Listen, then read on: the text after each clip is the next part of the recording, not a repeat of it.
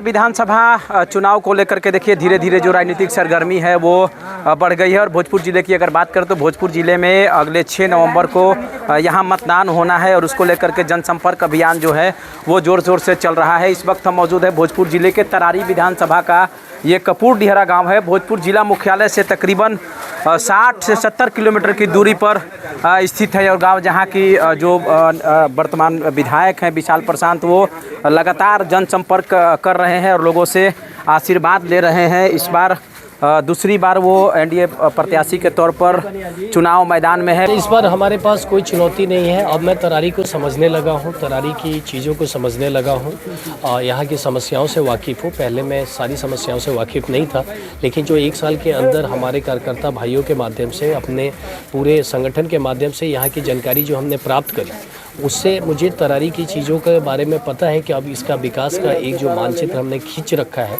अगर आने वाले 5 साल का टेन्योर हमें मिलता है तो वास्तविक तौर पे आप देखेंगे कि तरारी पूरे बिहार में कहीं ना कहीं विकास के मामले में नवंबर 2024 को मुझे जनता के द्वारा आशीर्वाद प्राप्त हुआ, तो मुझे उसी दिन पता चल गया था कि जनता ने मुझे सिर्फ विकास के लिए चूज़ किया है।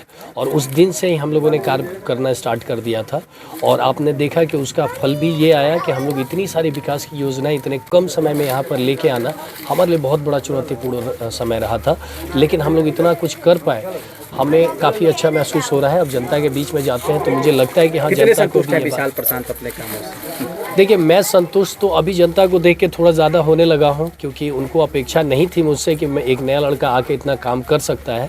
लेकिन अभी भी जो टारगेट हमारा था, जितनी भी चीज़ों की समस्याएं हमारे पास आई हुई है जो हम पूरा नहीं कर पाए हैं, उसको करना हमारी प्राथमिकता है। इस वजह से मैं अपने आप को संतुष्ट तो नहीं। इस बार विशाल प्रशांत को लोग वोट करें तो किस आधार पर?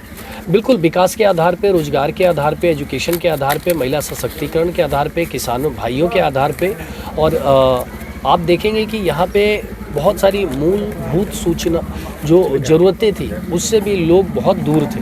मैं तो सबसे पहले उन बेसिक चीज़ों को ठीक करने वाला हूँ, जैसे कि आंगनबाड़ी केंद्र हो गया, राशन के बंटवारे में जो सिस्टम है उसको, तो धीरे धीरे पदाधिकारियों पर भी हमने गहन टाइट किया है, जिसमें 3 लोगों को हम लोगों ने जेल भी भेजा है। तो बहुत सारी चीज़ें तो बहुत सारी हैं, लेकिन समय भी ज़्यादा मिल रहा है इस बार। पिछली बार मुझे बिल्कुल समय नहीं मिला, इस बार समय जिस तरह से ज़्यादा मिल रहा है तो मुझे लगता है मैं हर मुद्दों को ज़रूर टच करूँ। जनता फिर से मेरे पास मुख्य जो 4-5 काम हैं, जिसमें कि 2 हमने स्पोर्ट्स कॉम्प्लेक्स बनवाए हैं युवाओं के लिए कि आने वाले सरकारी जो भी दौड़ना है उनको और बाकी चीज़ों में जाना है, सरकारी ट्रेनिंग वगैरह कराना है, तो उसके लिए अच्छे प्रशिक्षण।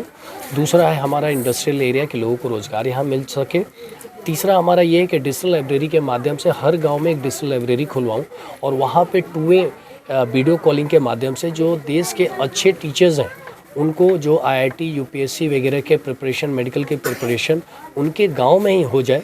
ये सब कुछ मेन मुद्दे हैं जिसको हम लोग प्रयास करने वाले हैं। विधानसभा की जो सबसे बड़ी मूलभूत बात है वो विकास का है और जो लोग हैं इस बार तरारी विधानसभा क्षेत्र में विकास के ही नाम पर मुख्य रूप से वोट करेंगे। और चुनाव को लेकर के लगातार जनसंपर्क अभियान जो है ज़ोर शोर से चल रहा है। वहीं तरारी के जो वर्तमान विधायक हैं वो भी चुनाव प्रचार में लगे हुए हैं और पूरी तरह से जो चुनाव है उसका रंग अब धीरे धीरे गाँव में, विधानसभा इलाकों में चढ़ने लगा है।